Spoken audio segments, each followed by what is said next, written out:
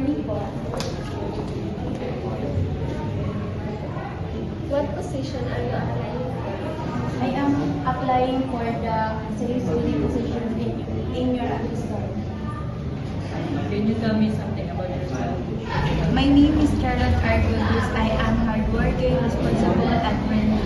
I enjoy communicating with people and helping customers find the product they need. Why do you want to work in our company? I want to work here because your store is known for good customer service, and I would like to gain experience while helping the company grow.